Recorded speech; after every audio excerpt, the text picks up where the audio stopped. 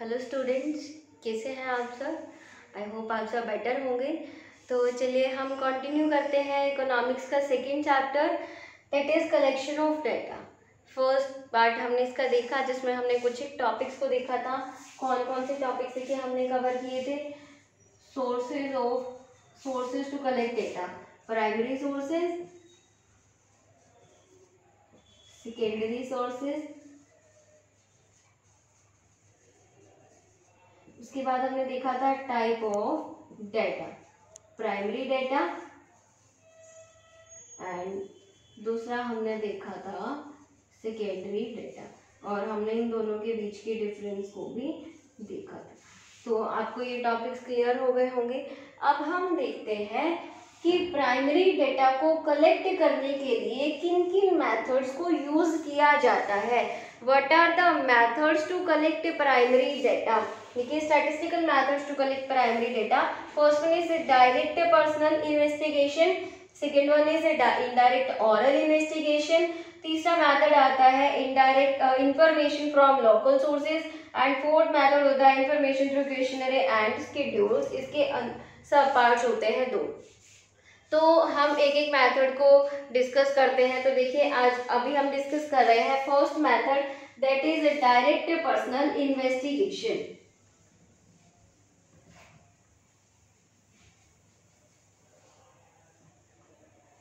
Direct personal investigation, देखिए नाम से क्लियर हो रहा है, डायरेक्ट पर्सनल इन्वेस्टिगेशन, जहां पर दो पार्टीज हैं, इन्वेस्टिगेटर और इंफॉर्मेंट। ये दो पार्टीज डायरेक्टली मीट कर रही हैं, यानी कि क्या बात बनी, when investor meet directly to the informants to collect information। Last में हमने एक एग्जांपल देखा था कि कोई एक पर्सन, चलो लगा लीजिए कि मुझे हर एक पर्टिकुलर एरिया में जितने भी फैक्ट्री में श्रमिक काम कर रहे हैं, वर्कर काम कर रहे हैं, मुझे जानना है कि हर एक श्रमिक की इकोनॉमिक कंडीशन कैसी है। तो अगर मैं हर एक श्रमिक से जाकर के पूछ रही हूँ, मैं कौन हूँ, इन्वेस्टिगेटर, श्रमिक कौन है, इन्फॉर्मेंट्स। तो जहाँ पर इन्वेस्टिगेटर्स और श्रमिक डायरेक्टली मीट कर रहे हैं, इन्वेस्टिगेटर ने खुद जाकर के इन्फॉर्मेंट से इंफॉर्मेशन कलेक्ट की, इन्फॉर्मेंट से जानकारी प्राप्त की, टू कलेक्ट द डेटा, तो वो मेथड हमारा कहलाएगा डायरेक्ट पर्सनल इन्वेस्टिगेशन। मैंने जाकर के हर एक श्रमिक से जानकारी प्राप्त की, जो मुझे पूछना था वो मैंने उनसे पूछा, मतलब वो क्या है मेथड डायरेक्ट पर्सनल इन्वेस्टिगेशन। क्या होता है कि मैंने पहले से ही अपना एक जो शेड्यूल है वो सेट कर लिया कि मुझे ये क्वेश्चंस पूछने हैं, इन क्वेश्चंस की मुझे ज़रूरत पड़ेगी, इन क्वेश्चंस को मुझे पूछना पड़ेगा मुझे अपना डाटा तैयार करने के लिए। तो वो जो मैंने क्वेश्चन सेट करके रखे थे वो मैं क्वेश्चंस हर एक श्रमिक से पूछूंगी, क्लियर। और मुझे इन्फॉर्मेशन चाहिए, जो मुझे जानकारी चाहिए वो मुझे मिल जाएगी। तो जब मैंने जानकारी ली जाकर के उसी पर्सन से, जिस पर्सन से रिलेटेड मुझे डाटा बनाना है, तो that is direct personal investigation. Directly और पर्सनली जाकर के इंफॉर्मेंट से इन्वेस्टिगेटर ने इंफॉर्मेशन प्राप्त की है, क्लियर। तो हम इसे कैसे लिखेंगे, when investigator directly receives information from the informants from the related informants, जिनकी हमें जरूरत थी। इंफॉर्मेंट तो देखो, इंफॉर्मेशन देने वाला पर्सन इंफॉर्मेंट कहलाएगा। तो इंफॉर्मेंट तो कोई भी बन सकता है, अब फैक्ट्री का मालिक भी इंफॉर्मेशन दे सकता है, क्लियर। तो जब फैक्ट्री का मालिक इंफॉर्मेशन दे रहा है तो इंफॉर्मेंट हम उसको भी बोल सकते हैं। फ्रॉम द रिलेटेड इंफॉर्मेंट्स, जिस पर्सन से रिलेटेड हमें इंफॉर्मेशन चाहिए थी उसी पर्सन के पास जाकर के इन्वेस्टिगेटर ने इंफॉर्मेशन प्राप्त की, जानकारी प्राप्त की, तो वो मेथड हमारा होगा डायरेक्ट पर्सनल इन्वेस्टिगेशन। समझ में आया। अब हम देखते हैं कि कहाँ कहाँ इस मेथड को लगाया जा सकता है, या फिर ये मेथड कहाँ कहाँ सुटेबल रहता है, किन किन सिचुएशंस में सुटेबल रहता है। सबसे पहला हम बात करें तो देखिए कहाँ सुटेबल रहेगा। अगर मुझे ये जानना है कि पूरे हरियाणा में जितने भी श्रमिक हैं उनकी इकोनॉमिक कंडीशन कैसी है, अब मैं अकेले इन्वेस्टिगेटर घूमने निकली पूरे हरियाणा के श्रमिकों, पता नहीं साल 2 साल कितने साल लग जाएंगे, मैं अकेली डेटा पता ही नहीं कब तक कलेक्ट करूंगी। तो ऐसे में ये मेथड तो हम लगा ही नहीं सकते। एक अकेला इन्वेस्टिगेटर हजारों इन्फॉर्मेंट्स, किस किस से इन्वेस्टिगेटर बेचारा जाकर के इंफॉर्मेशन कलेक्ट करेगा, पॉसिबल ही नहीं है। तो जहां पर एरिया ऑफ इन्वेस्टिगेशन हमारा क्या होता है, स्मॉल होता है। This method is suitable where area of investigation is small. जहां पर इन्वेस्टिगेशन का जो एरिया है स्मॉल है, छोटा है, वहां पर तो इस मेथड को अप्लाई कर सकते हैं कि इन्वेस्टिगेटर खुद जा करके, अब सोचिए 50 लोग हैं, 50 श्रमिक है इस पर्टिकुलर एरिया के जिससे मुझे इंफॉर्मेशन लेनी है, तो इजी है, मैं डायरेक्टली जाकर उन्हीं 50 श्रमिक से 1 दिन में या 2 दिन में या हार्डली 3 दिन में इंफॉर्मेशन कलेक्ट करके अपना डाटा बना लूंगी।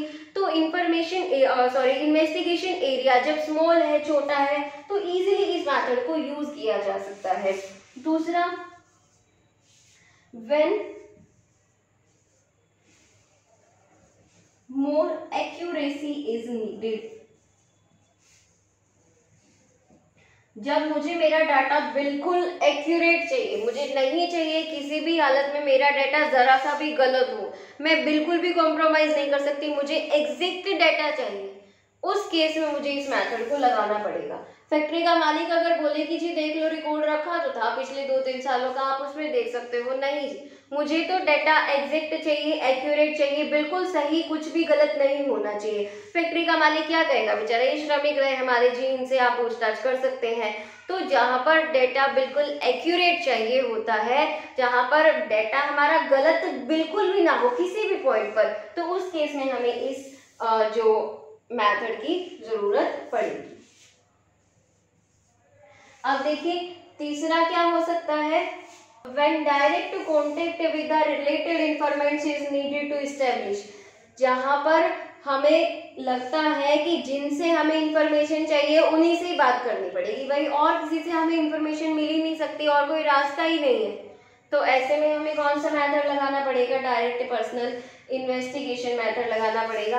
अब देखिए मुझे जानना था कि श्रमिक वर्ग जो है उनकी इकोनॉमिक कंडीशन कैसी है।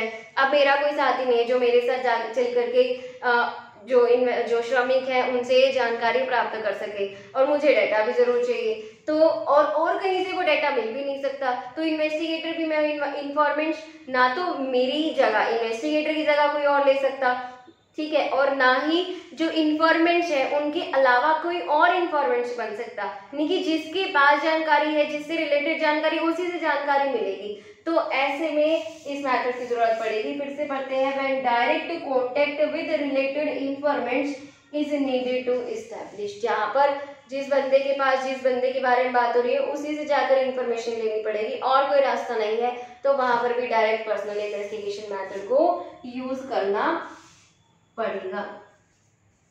देखिए फोर्थ जो हमारा रीजन है जिसकी वजह से हमें ये मेथड लगा रहे हैं, या जो सुटेबिलिटी है, फोर्थ पॉइंट बन सकता है, when data is needed in original form, जब हमें जो डाटा चाहिए वो बिल्कुल ओरिजिनल फॉर्म में चाहिए, यानी कि फिर वही बात आ गई accuracy, when more accuracy is needed, जहाँ पर हमें ऐसे डाटा की जरूरत है जो बिल्कुल ओरिजिनल होना चाहिए, किसी भी तरह की कोई एडजस्टमेंट हमें उसमें नहीं चाहिए। फैक्ट्री बोल दे जी देख लो रिकॉर्ड रखा है, तो हमें ओरिजिनल डेटा चाहिए जो हमारे उद्देश्य के लिए ही बनाया जाए, तो ऐसे में भी इस मेथड को हम यूज करेंगे, डायरेक्ट पर्सनल इन्वेस्टिगेशन मेथड को। तो समझ में आया ये मेथड क्या कहता है, डायरेक्ट पर्सनल इन्वेस्टिगेशन, जहाँ पर इन्वेस्टिगेटर खुद जाकर के रिलेटेड इन्फॉर्मेंट से इंफॉर्मेशन कलेक्ट करेगा, वो मेथड हमारा कहलाएगा डायरेक्ट पर्सनल इन्वेस्टिगेशन। अब हम देखते हैं सुटेबिलिटी, किन किन कंडीशंस में ये मेथड सुटेबल रहता है। तो पहला, when area of investigation is small, जहाँ पर जो इन्वेस्टिगेशन का एरिया है वो स्मॉल है, इजीली हम इस मेथड को यूज कर सकते हैं। When more accuracy is needed, जहाँ पर हमें हमारा डेटा हर हाल में एग्जैक्ट चाहिए, एक्यूरेट चाहिए, गलती बिल्कुल भी नहीं होनी चाहिए, वहाँ पर इन्वेस्टिगेटर खुद जाकर के डाटा कलेक्ट करेगा। तो थर्ड है when direct contact with related information is needed to establish, जब हमें और कोई रास्ता ही नहीं है, इन्वेस्टिगेटर को इन्फॉर्मेंट से जाकर ही इन्फॉर्मेशन लेनी पड़ेगी, तब ये मेथड चलेगा। When data is needed to be in original form, जब हमें डाटा जो चाहिए वो ओरिजिनल फॉर्म में चाहिए, हमें ऐसा डाटा नहीं चाहिए जो ओरिजिनल ना हो, हमें अपने उद्देश्य के लिए अपना ही डाटा बनाना है, तब भी हमें इस मेथड को लगाना पड़ेगा, डायरेक्ट पर्सनल इन्वेस्टिगेशन। क्लियर। अब हम देखते हैं इस मेथड के क्या मेरिट्स हैं और क्या डिमेरिट्स हैं। हाँ जी, तो हम देखते हैं कि जो मेथड है डायरेक्ट पर्सनल इन्वेस्टिगेशन, इसके क्या मेरिट्स और क्या डिमेरिट्स, मतलब क्या इसके लाभ रहेंगे और क्या इसकी हानियाँ। तो देखिए बिल्कुल क्लियर है, लाभ क्या क्या हो सकते हैं। डेटा वुड बी ओरिजिनल, जो हमें डेटा मिला वो क्या होगा, प्योरली ओरिजिनल होगा, मतलब जिस उद्देश्य के लिए चाहिए उसी के लिए ही पूरा उसी उद्देश्य के लिए ही डेटा कलेक्ट किया है और कोई उद्देश्य नहीं है। ठीक है। दूसरा, data will be accurate, data जो मिला वो बिल्कुल एक्यूरेट है, बिल्कुल सही है, करेक्ट है एकदम, किसी भी तरह की कोई भी जो गलती है या फिर कुछ गलत होने की गुंजाइश उस डेटा में नहीं है जो हमने इस मेथड के थ्रू डेटा को कलेक्ट किया है।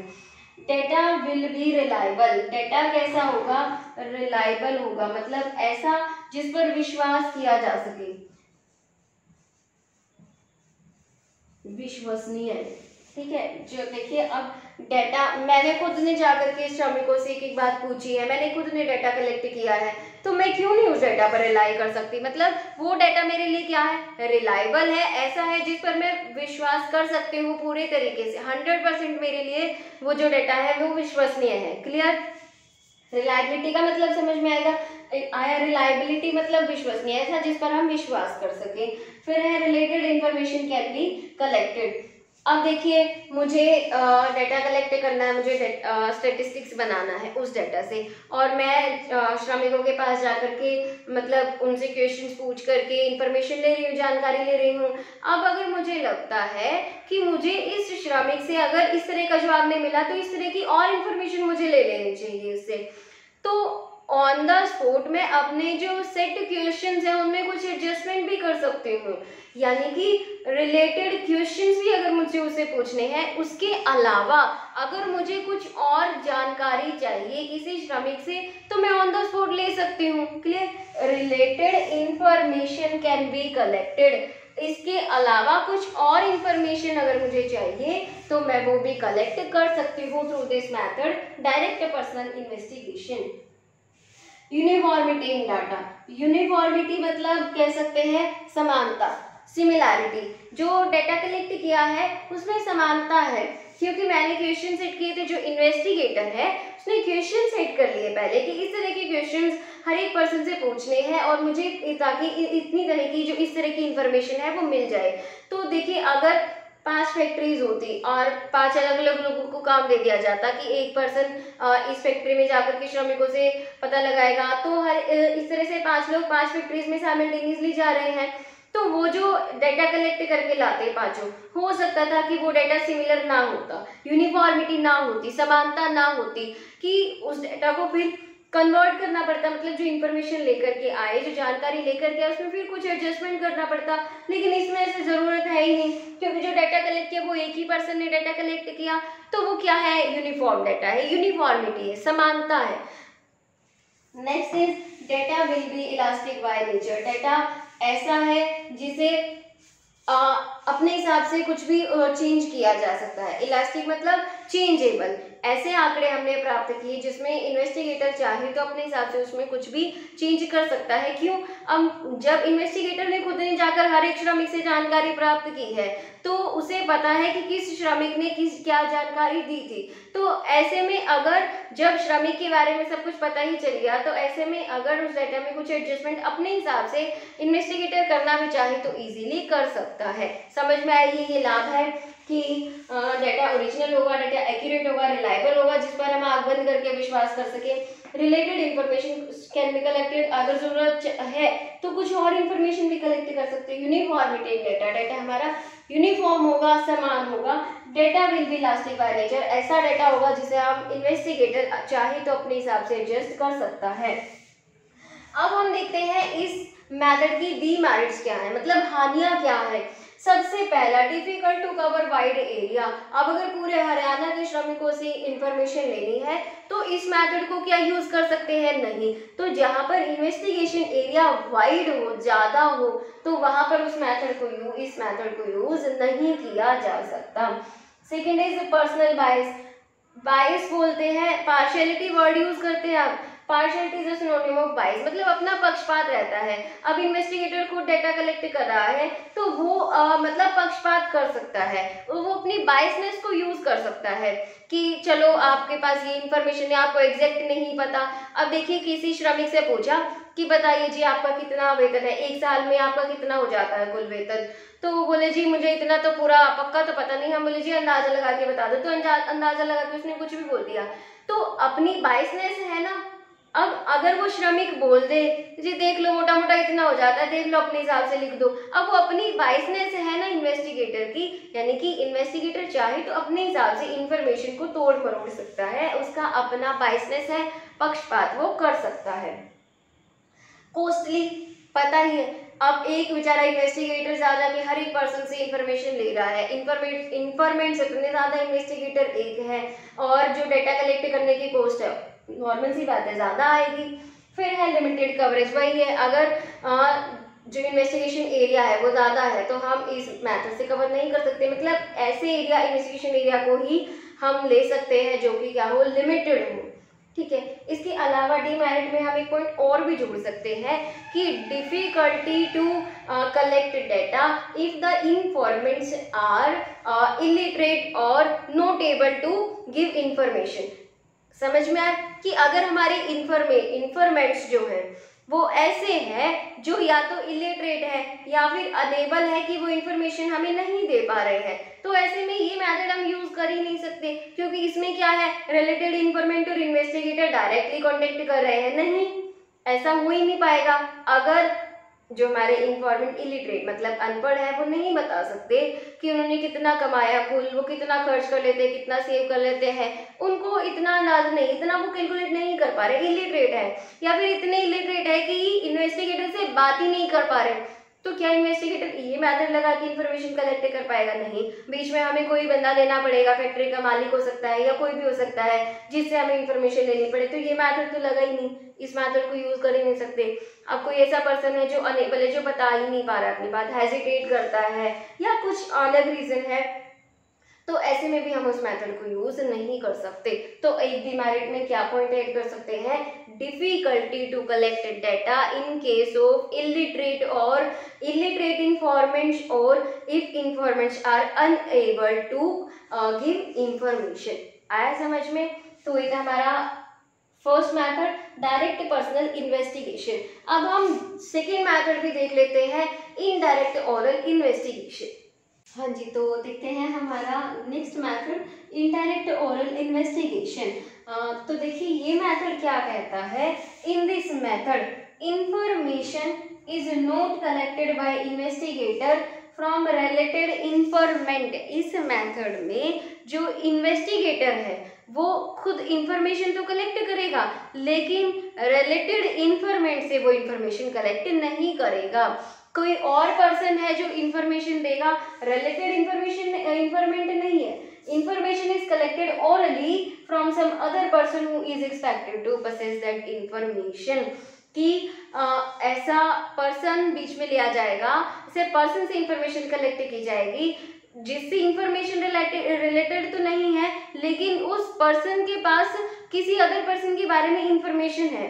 वही एग्जाम्पल से आपको अच्छे से समझ में आएगा कि इन्वेस्टिगेटर को कलेक्ट करना था फैक्ट्री के जो श्रमिक हैं, जो वर्कर्स हैं, उनकी इकोनॉमिक कंडीशन के बारे में डेटा कलेक्ट करना था, इंफॉर्मेशन कलेक्ट करना था।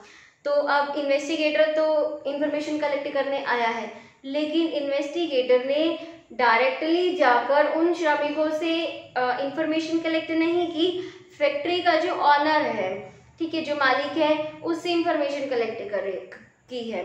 तो फैक्ट्री ऐसा पर्सन है जिसके पास उन श्रमिकों के बारे में सब डेटा है, सब रिकॉर्ड है, या फिर नॉलेज है, हर एक श्रमिक के बारे में फैक्ट्री के मालिक को नॉलेज है। तो फैक्ट्री के मालिक से इंफॉर्मेशन कलेक्ट की गई, लेकिन श्रमिक से इंफॉर्मेशन कलेक्ट नहीं की गई। इंफॉर्मेशन चाहिए किसके बारे में थी? श्रमिक के बारे में, लेकिन श्रमिक से इंफॉर्मेशन कलेक्ट ना करके किसी और पर्सन से इंफॉर्मेशन कलेक्ट की गई जिसके पास वो इंफॉर्मेशन है। अब बात समझ में आई? अब पढ़ते हैं, आपको अच्छे से समझ में आएगा। इन दिस मेथड, इस मेथड में information is not collected by investigator from related informant। Investigator के द्वारा जो इंफॉर्मेशन कलेक्ट की जा रही है वो रिलेटेड इंफॉर्मेंट से कलेक्ट नहीं की जा रही है। Information is collected orally from some other person. Information किसी अदर पर्सन से कलेक्ट की जा रही है who is expected to possess that, जो कि एक्सपेक्ट किया जाता है कि उस पर्सन के पास, जो अदर पर्सन है उसके पास वो इंफॉर्मेशन अवेलेबल है। समझ में आई? और वो जो पर्सन जिससे इंफॉर्मेशन कलेक्ट की है एक्चुअली जो रिलेटेड इंफॉर्मेंट नहीं है, उस पर्सन को एक नाम दिया जाता है विटनेस। क्लियर? रिलेटेड इंफॉर्मेंट से इंफॉर्मेशन ना कलेक्ट करके किसी अदर पर्सन से इंफॉर्मेशन कलेक्ट की गई है who is expected to have that information, जिसके पास वो इंफॉर्मेशन है, और उस पर्सन को बोला हमने विटनेस। क्लियर? अब देखते हैं सुटेबिलिटी क्या है, कहाँ कहाँ पर किन किन कंडीशंस में हम इस मेथड को अप्लाई करेंगे। Where field of investigation is large. अब जहाँ पर जो फील्ड ऑफ इन्वेस्टिगेशन है हमारा वो लार्ज है, वाइडर एरिया है, जहाँ पर हम डायरेक्ट पर्सनल इन्वेस्टिगेशन को यूज नहीं कर सकते, वहाँ पर हम इनडायरेक्ट ओरल इन्वेस्टिगेशन को यूज कर सकते हैं। Second is direct contact with informant not possible. अब हम इन्फॉर्मेंट जो रिलेटेड इन्फॉर्मेंट है उससे हम डायरेक्ट कॉन्टेक्ट नहीं बना पा रहे हैं, या फिर हम डायरेक्टली उन पर्सन से जाकर के बातचीत नहीं कर सकते हैं, तो ऐसे में हमें ये मेथड यूज करना है इनडायरेक्ट ओरल इन्वेस्टिगेशन। एक जो आपको मेन पॉइंट यहाँ पर दिख रहा है और वहाँ मेंशन भी किया है, information is collected orally. Information कैसे कलेक्ट की जा रही है? ओरली, बातचीत करके। Clear? concerned informants are unable to give information। अब वही पॉइंट आ गया जो हमने बिल्कुल लास्ट में फर्स्ट मेथड में डिस्कस किया था। अगर जो रिलेटेड इंफॉर्मेंट्स हैं they are unable to give the information, तो ऐसे में हमें इस मेथड को लगाना पड़ेगा indirect oral investigation. Clear? Last point is investigation is so complex in nature that only experts can give information।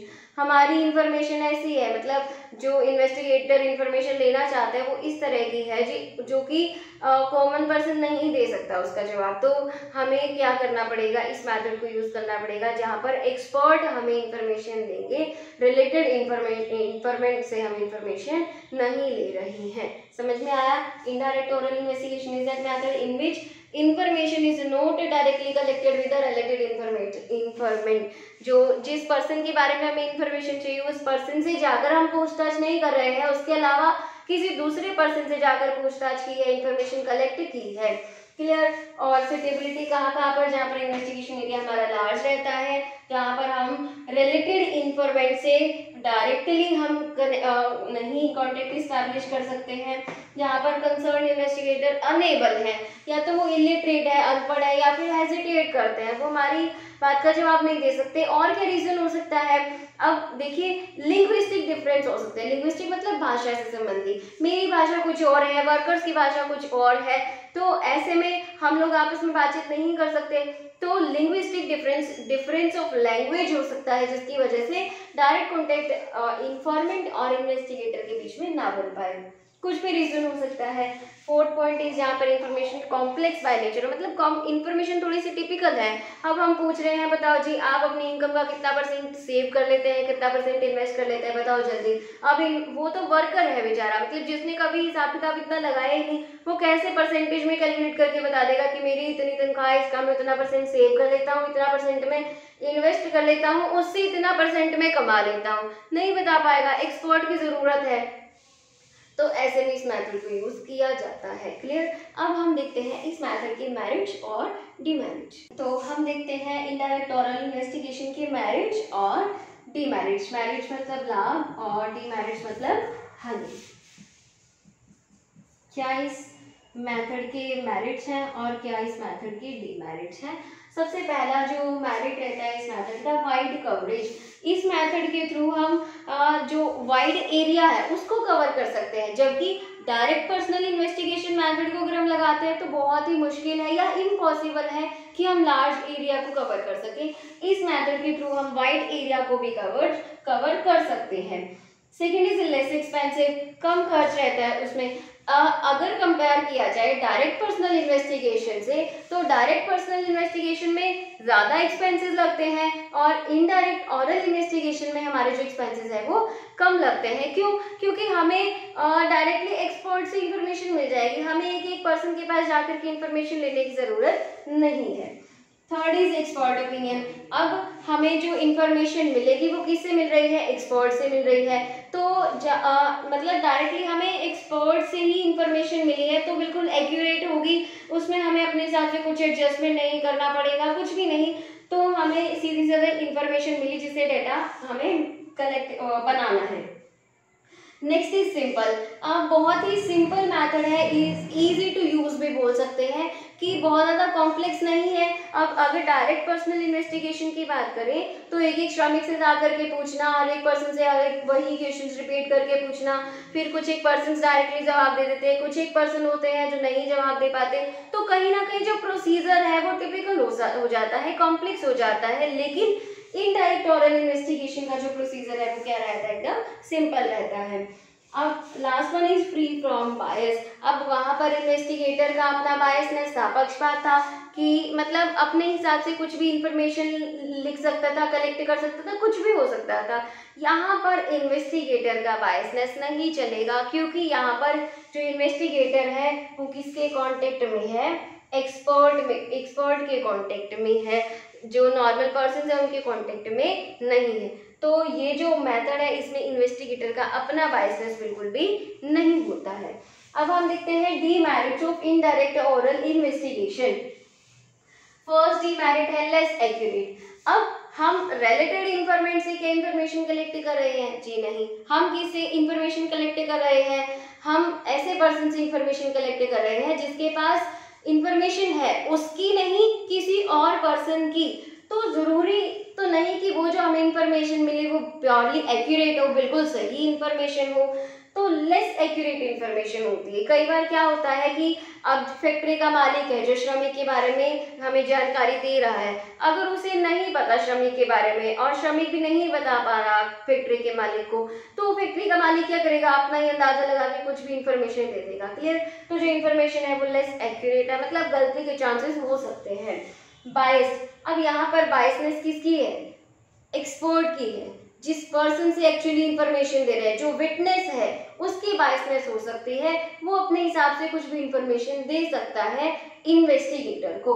Third one is doubtful conclusion. अब जो कंक्लूजन निकले हैं, मतलब जो इंफॉर्मेशन कलेक्ट किया, उससे डेटा बनाया, कंक्लूजन निकाले, वो डाउटफुल हो सकते हैं। क्यों? क्योंकि यहाँ पर श्योरिटी नहीं है, इस मेथड में श्योरिटी नहीं है कि जो इंफॉर्मेशन मिली है वो एक प्योरली एक्यूरेट ही हो, क्योंकि हमने उसी पर्सन से इंफॉर्मेशन कलेक्ट नहीं की जिस पर्सन के बारे में हम जानना चाहते थे, उसके बिहाफ पर किसी और पर्सन से हमें इंफॉर्मेशन मिली है।